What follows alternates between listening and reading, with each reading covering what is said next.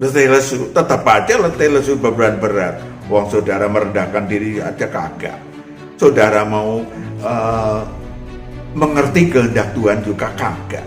Saudara mau dikendalikan Tuhan juga kagak. Supaya dapat kebenaran juga kagak. Ya, masalah-masalahmu hanya ada akhirnya cuman kekhawatiran dan kemudian juga kesusahan hidup terus menerus, gak ada kebenaran. Jadi yang saudara harus minta adalah Gembala dengan roh kita, nanti Tuhan akan memberikan kebenaran, syarat perdamaian. nama kata lain adalah Saudaraku yang terkasih, kita berjumpa lagi pada hari ini tentang membahas tentang penghalang-penghalang berkat ilahi dan berkat jasmani. Tetapi kita akan mendengarkan satu pujian terlebih dahulu sebelum kita melanjutkan. Apa yang dapat memisahkanku dari kasih-Mu, Tuhan, sahabatku? Kelaparankah, ketelanjangankah, tak satupun, tak satupun. Apa yang dapat memisahkanku dari kasih-Mu, Tuhan, sahabatku? Aniaya, penderitaan, tak satupun, tak satupun. Tiada satu pun seperti Kau, Yesus. Kau sahabat yang sejati. Ya. Dalam bahaya Kau menggendongku. Engkau, Yesus, sahabatku. Tiada Tiada satu pun seperti Kau, Yesus. Kau sahabat yang sejati. Dalam bahaya Kau menggendongku. Engkau, Yesus, sahabatku. Engkau Yesus, Engkau, Yesus, sahabatku. Engkau, Yesus, sahabatku.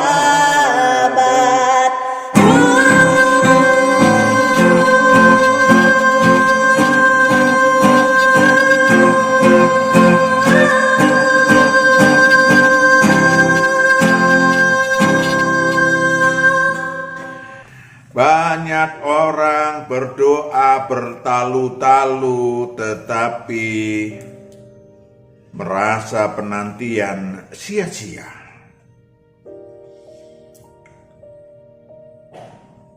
Berkat ilahi dan jasmani tidak pernah hadir dalam kehidupannya.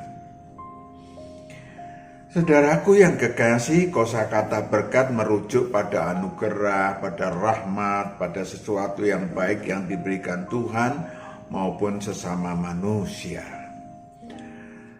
Tetapi kita akan membahas, artinya membatasi pada pemahaman kebenaran dari kacamata ilahi. Saudaraku, berkat ilahi adalah berkat yang murni dari Tuhan untuk tubuh rohaniah kita dan atau untuk tubuh jasmaniah kita. Yes. Saudaraku yang kekasih, contoh adalah mengecap terang ilahi Tuhan hadir dalam hidup saudara. Itu juga berkat. Banyak orang menganggap yang udah lahir baru ilahi khususnya menganggap itu bukan berkat, salah. Ya, Yohanes 1 ayat 4. Yohanes 1 ayat 4. Dalam Dia ada hidup, dan hidup itu adalah terang manusia. Hidup itu adalah terang manusia. Kalau Tuhan memberikan terang ilahi, maka roh saudara menjadi terang. Nyata kehidupan ini bukan cuma dilihat oleh mata jasmania. Ya. Mengecap karunia-karunia ilahi. Ada kesembuhan, ada perpanjangan usia, ada keluarga yang dipersatukan Tuhan. Banyak dalam pelayanan seperempat abad lebih Pak Matius melayani banyak orang sakit. Salah satu pengusaha dari Sumatera yang datang ke Jakarta karena sudah sakit kanker otak, sudah stadium terakhir dan secara medis angkat tangan di suatu rumah sakit di Jakarta. Lalu saya diminta berdoa, kebetulan saya datang dan pagi-pagi saya disuruh Tuhan memetik satu buah ara, saya bawa, saya sampaikan, ini buah apa? Nggak tahu Pak, buah ara saya bilang. Buah ara, oh tadi pagi saya membaca, istrinya bilang, saya membaca tentang buah ara. Nah, cocok, saya bilang. Anda setuju untuk mengimani ini sebagai kesembuhan kanker otak? Mungkin nggak? Menangislah sang suami dan kemudian dikupaslah buah ara, lalu kami ajak berdoa, minta ampun. Tuhan sembuhkan saudara. Saya sampaikan pesan Tuhan.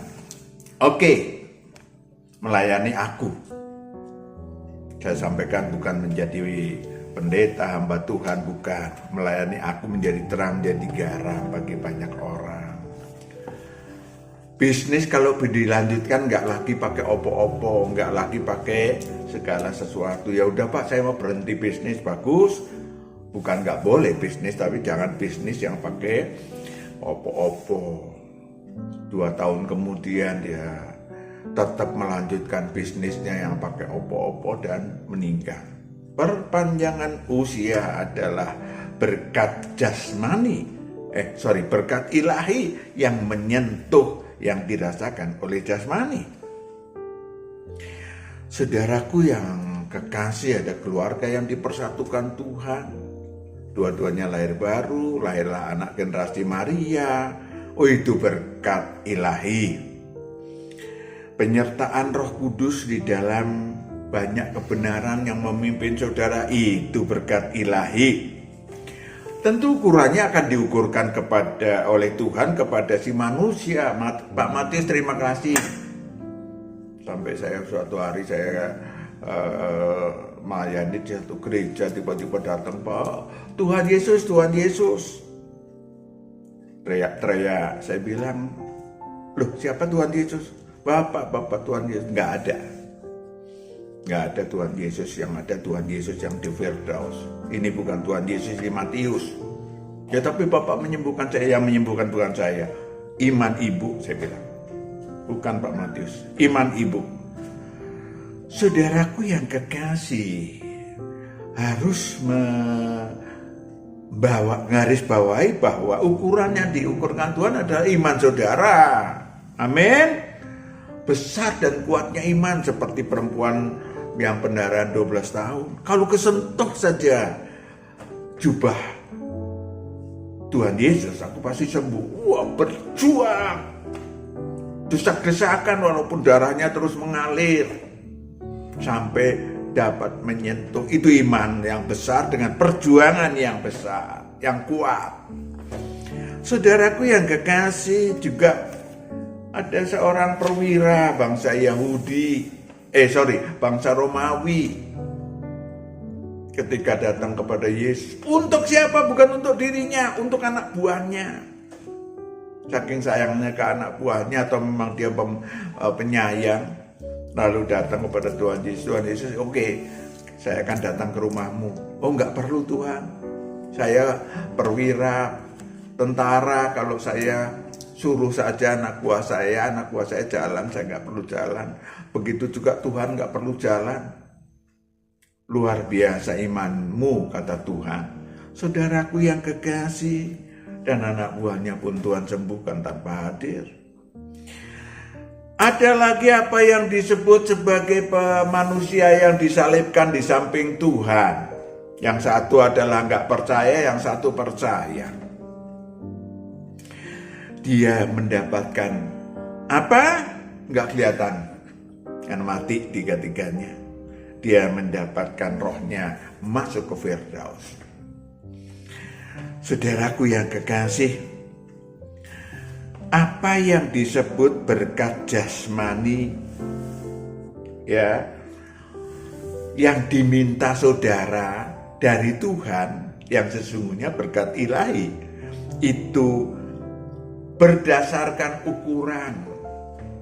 Apakah saudara memang, tadi pertama iman, apakah saudara memang mempunyai, setelah saudara dijamah, banyak orang udah sembuh sakitnya, banyak, ribuan.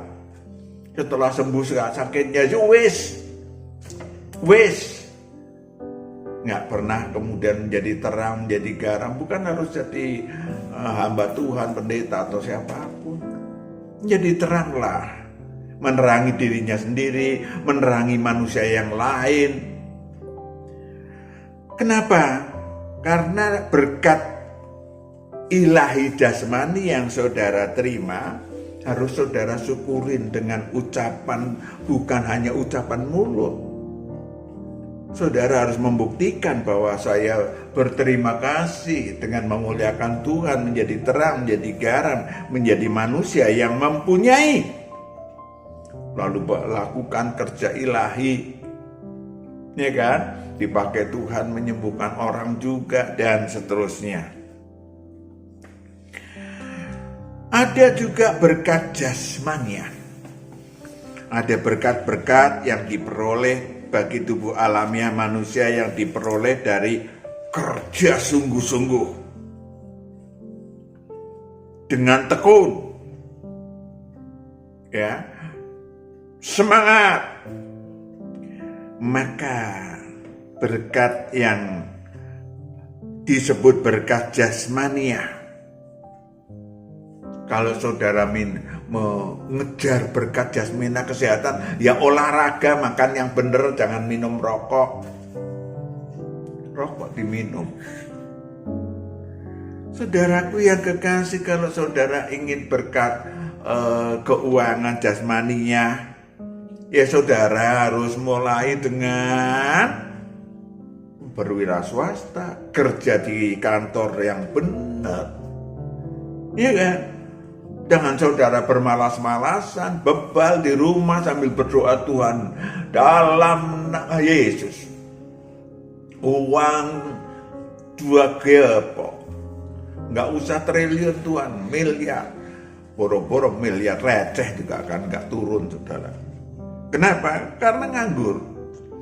Maka saudaraku, kalau saudara ingin kebahagiaan, ingin kedamaian, jadilah diri saudara pendamai, juru damai. Jangan saudara sendiri ingin ada kebahagiaan, ada kedamaian, hati saudara nunjuk sana, menghakimi sono, benci sama itu, nggak suka sama ono. Tidak pernah ada kebahagiaan. Juga ada yang namanya hukum sebab akibat, ada yang namanya hukum sekuler, ya kan?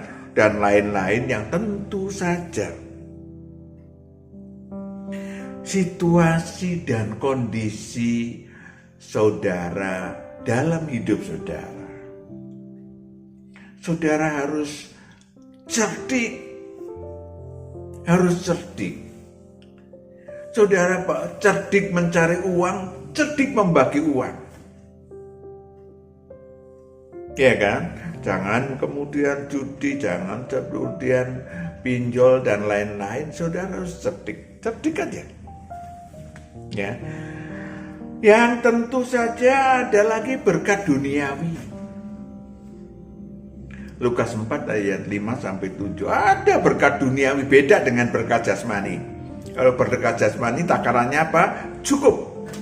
Tapi kalau saudara sudah mulai serakah, saudara matanya sudah melotot untuk tetangga punya mobil, saudara cuma punya motor, matanya melotot, ya, maka itu saudara menginginkan berkat duniawi.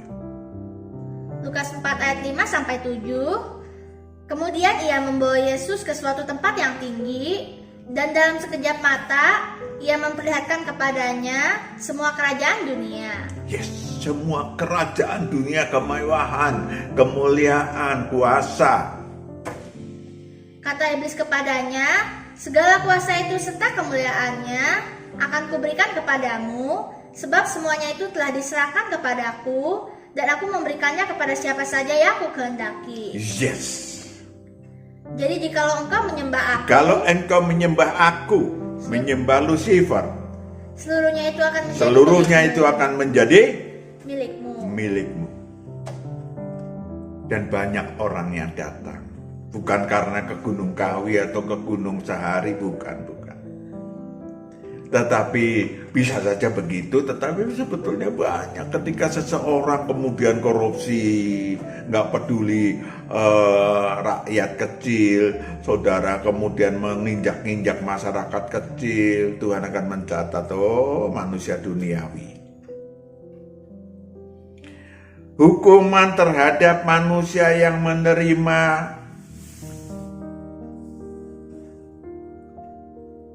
kesaktian,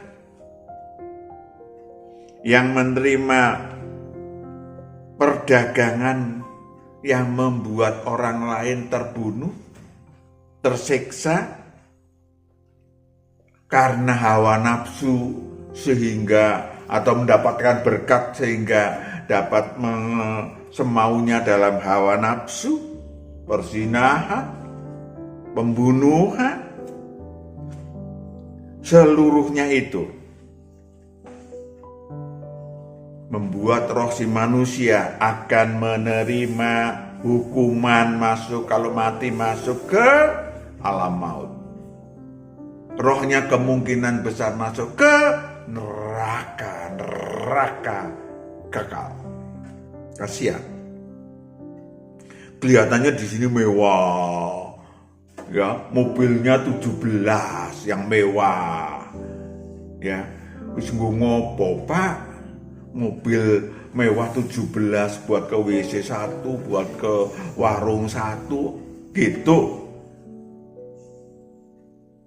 Saya juga belum pernah lihat seorang yang kaya raya, mobilnya 17, 27, kemudian memakai mobil barengan gitu, dia menyetir mobil satunya, yang dua digandeng gitu. Nah, semua sami mawon, Pak. Kemewahan, kemuliaan yang telah manusia nikmati akan ditagih 2 kali lipat atau berlipat ganda berupa penyakit berat, mengerikan, perkabungan. Yang namanya iblis itu kan memang tukang tipu. Tenang aja, ya, kamu akan terlindung, kamu akan diberkati. Tahu-tahu terlindung opo? Gombal. Diberkati ya kelihatan. Nanti ditagih. Dan tagihan itu merupakan tagihan yang sangat mahal, sangat mengerikan bagi roh siapapun yang menerima apa yang disebut sebagai berkat duniawi. Mungkin pertanyaan selanjutnya adalah penghalang hadirnya berkat. Tentu yang kita bicarakan hadirnya berkat ilahi dan hadirnya berkat jasmani. Berkat jasmani yang dimaksud adalah hasil keringat saudara di dalam berpencak silat memperjuangkan harta atau apapun bentuk berkat jasmani. Perhatikan, penghalang-penghalang berkat ilahi. Banyak orang bertanya-tanya, kok saya sudah berdoa sungguh-sungguh berbulan-bulan tetapi Tuhan tidak juga menyembuhkan penyakit saya, malah kini lebih parah. Ada suatu pelayanan seorang oknum hamba Tuhan sakit, ya. Kemudian saya sudah pernah bercerita berkali-kali, tapi untuk kasus berkata kepada Pak Matius, saya sakit, saya nggak sebutin. Masih bisa jalan dia, belum pakai kursi roda. Sakitnya apa? Punggung saya berlubang sini, dada sesak. Sambil dia ngomong, Pak Matius berdoa. Saya bilang, mau nggak Anda mengampuni? Pak, saya pendeta katanya. Oh, puji Tuhan, pendeta mau mengampuni adikmu. Oh, nggak bisa Pak.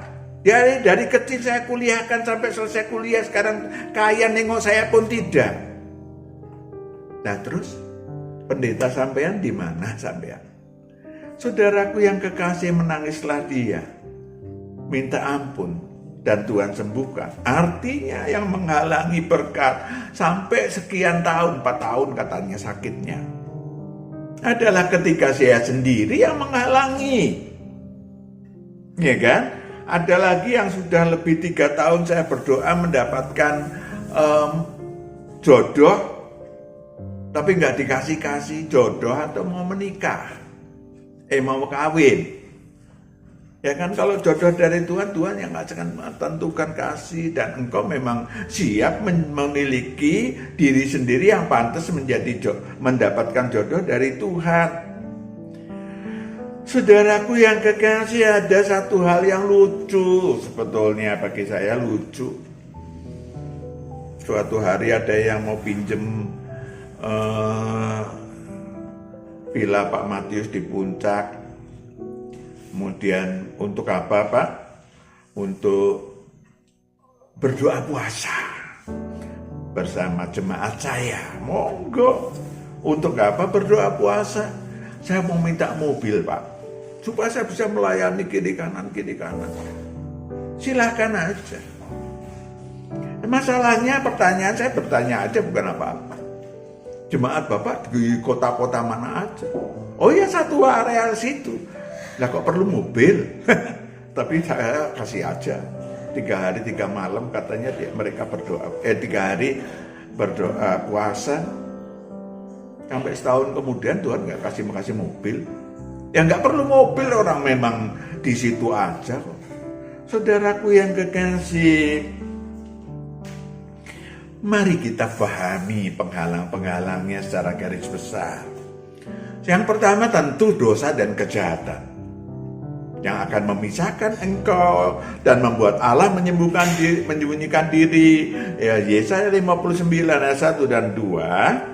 Yesaya 59 ayat 1 sampai 2. Sesungguhnya tangan Tuhan tidak kurang panjang untuk menyelamatkan, dan pendengarannya tidak kurang tajam untuk mendengar. Yes, terus? Tetapi yang merupakan pemisah antara kamu dan Allahmu ialah segala kejahatanmu, dan yang membuat dia menyembunyikan diri terhadap kamu sehingga ia tidak mendengar ialah segala dosamu. Yes.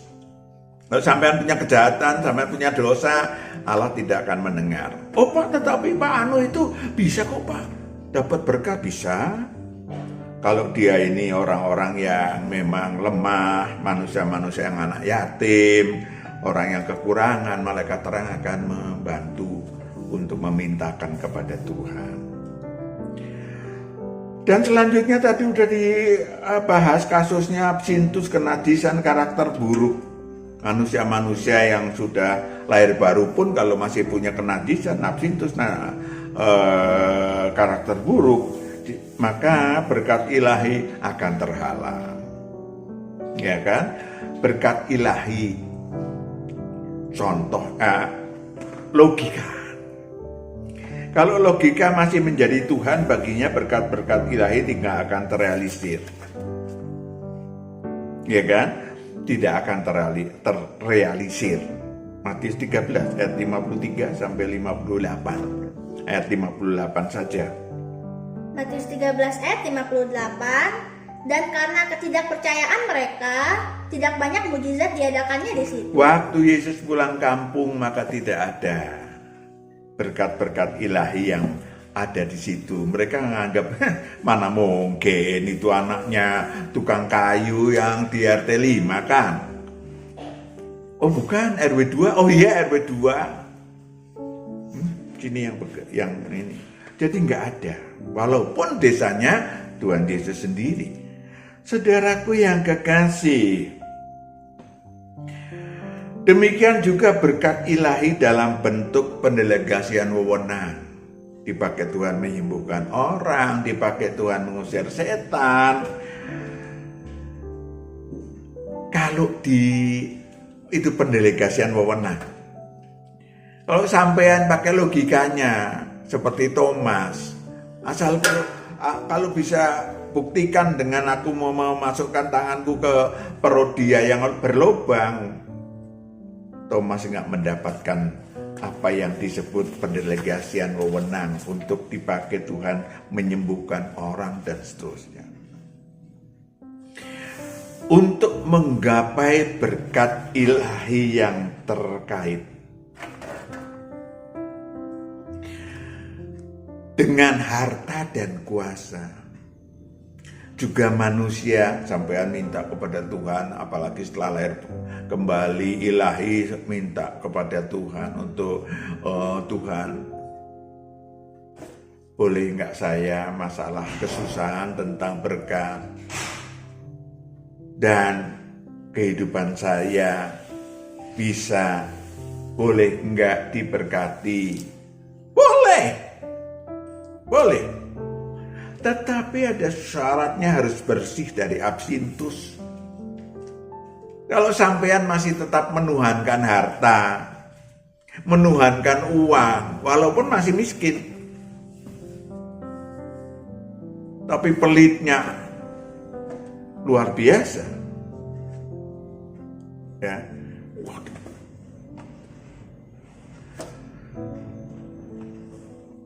Dan saudara harus bersih dari kenajisan. Apa itu Pak? Keserakahan, kelicikan. Saudara pengen supaya saudara kaya dan orang lain menjadi miskin karena saudara kaya. Tidak bisa. Mau pedagang apa? Tidak bisa. Kalau saudara minta kepada Tuhan hanya untuk kesombongan. Saya cuma butuh rumah. Tuhan sudah ngontrak, saya sudah bosan ngontrak, udah 10 tahun ngontrak. Saya pun pengen punya rumah. Ya, yang 2 tingkat aja deh, sekitar 10 kamar. Untuk apa, Nak? Supaya saya bisa tunjukkan ke orang-orang kampung saya bahwa saya sukses. Mereka bisa mampir ke Jakarta terus tidur di rumah saya. Mereka bangga, WWW gombel. Itu namanya kesombongan. Ya, itu namanya hawa nafsu untuk pamer. Itu termasuk hedonisme. Lah kok hedonisme? Lah iyalah. Sampean pengen sombong untuk kekayaan walaupun cuma rumah 2 tingkat. Juga kalau saudara punya karakter buruk, pikiran jahat, pengen kejahatan, pengen korupsi, Tuhan saya letakkan Tuhan di tempat basah. Ya, waduh Tuhan betul-betul saudara ditempatkan tempat yang basah. Tadinya saudara sudah menjadi pegawai negeri yang sudah mapan, saudara dipecat. Sehingga saudara kerja menjadi petani di sawah. Basah saudara. Karena saudara minta di tempat yang bisa korupsi. Namanya pikiran jahat, pencurian, kebebalan. Yang ketiga adalah keinginanmu. Mari kita koreksi. Koreksi sebelum saudara minta kepada Tuhan, koreksi. Yakobus 1 ayat 14 sampai 15. Yakobus 1 ayat 14 sampai 15. Tetapi tiap-tiap orang dicobai oleh keinginannya sendiri. Keinginannya sendiri. Karena ia diseret dan dipikat olehnya. Yes. Lanjut. Dan apabila keinginan itu telah dibuahi, ia melahirkan dosa. Dan apabila dosa itu sudah matang, ia melahirkan maut. Masih terkait B, apakah keinginan saudara memang keinginan murni untuk berkat ilahi? Keinginan atau kehendak Tuhan? Atau kehendak diri sendiri yang sebetulnya kehendaknya berbau-bau menuju dosa dan kejahatan? Saudara yang selanjutnya adalah saudara ogah merendahkan diri. Padahal Tuhan mengatakan, datanglah kepadaku yang letih lesu beban berat. Ya, saudara ogah belajar kepada Tuhan, ogah melakukan kehendak Tuhan. Tuhan juga nggak akan menolong saudara, walaupun saudara berbeban berat. Dan datanglah kepadaku yang letih lesu. Letih lesu, tetap aja letih lesu beban berat. Wong saudara merendahkan diri aja kagak. Saudara mau mengerti kehendak Tuhan juga kagak. Saudara mau dikendalikan Tuhan juga kagak. Supaya dapat kebenaran juga kagak. Ya, masalah-masalahmu hanya ada akhirnya cuman kekhawatiran. Dan kemudian juga kesusahan hidup terus menerus, gak ada kebenaran. Jadi yang saudara harus minta adalah Tuhan. Masing-masing orang punya kebenaran. Matius 6 ayat 31 sampai 34. Perhatikan jalan keluarnya. Matius 6 ayat 31 sampai 34. Sebab itu janganlah kamu khawatir dan berkata, apakah yang akan kami makan? Apakah yang akan kami minum? Apakah yang akan kami pakai?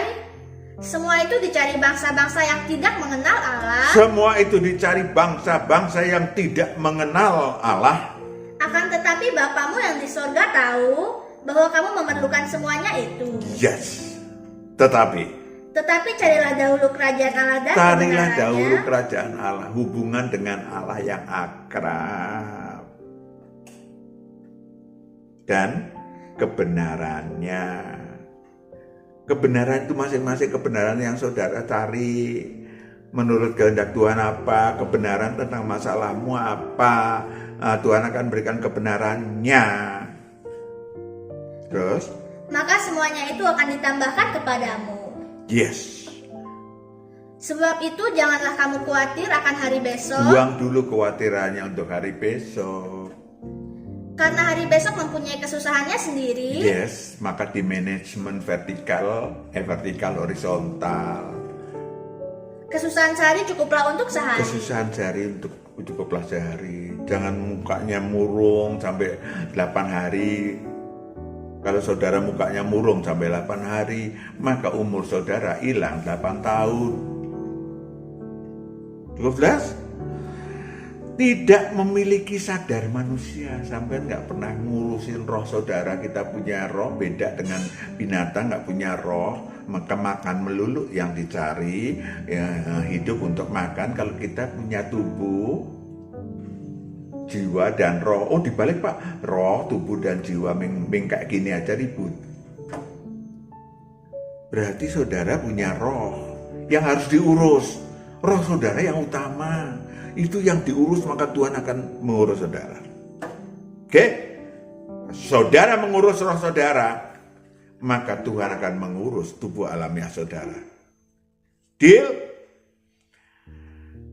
Lalu saudara punya kesadaran jati diri, ingin supaya cita-cita roh Anda, disupport. Cari apa itu cita-citanya, cari sendiri. Lalu saudara lakukan sadar ilahi, aktivitas ilahi. Tidak cuma aktivitas jasmani, dan yang jangan lupa. Jangan lupa itu bumbunya banyak. Jangan lupa kalau saudara tidak memiliki kasih, berkat ilahi tidak akan pernah turun. Kalau saudara punya kasih, berkat ilahi akan berlimpah. Mengasihi musuh, saudara mewujudkan cita-cita roh saudara menjadi anak Allah. Mengasihi sama murid Tuhan akan menjadi murid Tuhan. Mengasihi sang anak domba, Tuhan akan memberikan penolong. Lengkap. Ya kan? Sayangnya tidak banyak manusia, bahkan murid Tuhan pun yang memiliki kasih ilahi, karena banyak yang egosentris, like dislike, cuman ngurusin hal-hal jasmaninya, hatinya lebih berada di harta daripada kasih terhadap sesama. Terakhir, kalau penghalang berkat jasmani apa Pak? Ya karena kemalasan, kebodohan, kebebalan. Itu merupakan kombinasi simbiosis mutualisme negatif. Simbiosis mutualisme negatif, atau saya pakai kata parasitisme. Ya, gotong royong untuk melakukan hal-hal yang sesungguhnya gotong royong antara kebebalan, kemalasan, dan kebodohan yang merugikan.